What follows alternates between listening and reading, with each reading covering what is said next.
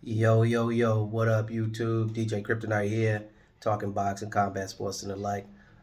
First, I just want to congratulate Terence Crawford on a win, a great win. Like he is like he's actually a historic boxing figure at this point, um, being undisputed, two weight classes, and still fairly not young in his career, but he still has some time in his career to do actually more great things. So shout out to Terence Crawford and his team for doing such a great job as a career. So um, hey, great work. But I want to get into the fact that it's just been a lot of videos and posts about, I guess, quote unquote, excuses for Errol Spence's loss to Terence Crawford. And again, they may be excuses, I guess. And it sounds like his fans or his fans. Well, I'm a fan of boxing. I'm a fan of Errol Spence. I'm a fan of boxing in general. Terence Crawford, I like his skill set. But I just like boxing in general. But yeah, it seems as though Errol Spence isn't making excuses. It seems to be his fan base. And when I say fan base, I'm more specifically talking about not meaning fans, fanatics of Errol Spence. I don't think true fans of boxing are making excuses for Errol Spence, but I think the fanatics, which is a fanatic of Errol Spence followers, is making excuses for him. But anyway, again, I'm not here to make excuses, but I do want to talk about some real blaring issues with the fight. I don't know if I'm correct in saying that Errol was a bit off, or was he off because of the superiority of Terence Crawford? But it appeared that he was off. Now he could have an off night. Michael Jordan had off nights. Floyd Mayweather had an off night against Madonna, but he of course he came back and made sure we realized who Floyd was. So that went they solved that issue because people were questioning his not his win but his dominance. So in this particular fight, it looks as though Errol Spence was off his game slightly, and I don't know if he can get back on his game because at least against Terence Crawford, I don't believe he can get back on his game. The way Terence Crawford kind of dismantled everything that Errol Spence was doing um, showed that a rematch really isn't necessary. If this wasn't Errol Spence who he dismantled like that, we wouldn't even be talking or considering a rematch. Like the rematch wouldn't even be an option because it was just such a one-sided affair.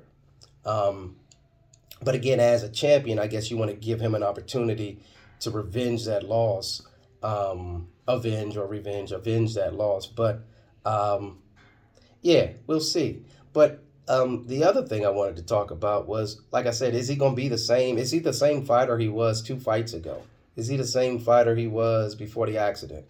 Maybe it took somebody that was that much better to show Errol Spence that he isn't the same fighter he was prior to the accident, or he wasn't the same fighter before the second accident, um, and so on and so forth. So he just looked clumsy. Getting hit on the side of the head and going down. He was very clumsy. He was getting caught with shots. Not to say he wasn't going to get caught with those shots if he wasn't in a car accident. Um, but yeah, I don't know if he would have responded that way. It looked a little crazy. In fact, I would actually question whether he should have been a champ at that point. So of course, I'm like I said, I'm a boxing fan, and I follow Errol Spence. I think Errol Spence he was a phenomenal fighter at some point.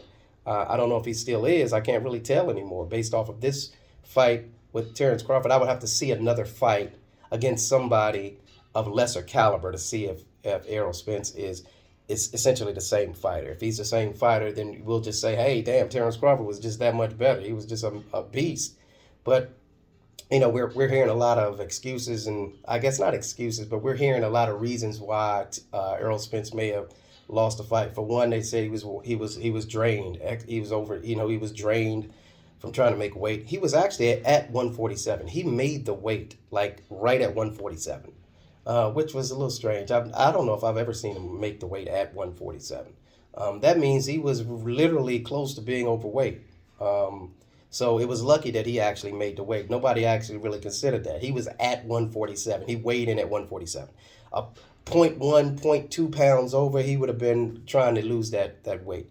So we don't know what it took for him to get that weight off to 147, down to 147, or he could have had it down to a science to get it at 147. But that's too exact for me. I don't quite believe in that. I believe he should have been under the weight class. That's not. It wasn't comforting that he was at 147. One, two. There is a video going around about a neurologist talking about he just didn't look himself. He glassy eyed. He slurred speech. You know, of course, he has dentures and that sort of thing. We know that he has dentures, and he know that he was always kind of a laid back individual. But he does have slurred speech. Since the accident, yes, it has been a bit more, a more slurring of the language, so to speak. So maybe he isn't what he once was prior to the accident, but that's not an excuse because he's had 3 or 4 fights since the accident where he dominated his opponents. And then when he runs into the buzzsaw that's Terence Crawford, you know, he gets whitewashed. So, like I said, there may be some things that could be potentially a reason why Errol Spence lost. But the other thing I wanted to point out, Victor Conti and Snack, I've been blowing this horn for years because I have a problem with Snack. I have a problem with Victor Conti. It's not Errol. It's not Terence Crawford. It's not any athlete. I just feel as if Victor Conti should not be in sports, in competitive sports, and he is supplying his product. You know, he owns Snack. He was a previous owner of Balco, which was a part of the Olympic scandal, and you know, Sugar Shane. There was a number of people that were Evander Holyfield that was actually using steroids under Balco company's name. You know, the Rub or the Clear or whatever. But Balco was big in sports in the 80s and 90s, right? Um, but he was a steroid pusher, and now he has a company called Snack, and now he's pushing supplements to enhance your ability to perform, recover, and everything through the Snack company. So my thing is, I have a problem with the fact that Victor Conti is still allowed to participate or partake in competitive sports, and Terence Crawford is under that banner. I think Shakur Stevens is under that, or Stevenson is under that banner. It's a few boxers that's under the Snack banner, and they're physically they're immaculate. They're specimens, right? And they're extremely strong in there, and they do what they do in the boxing ring.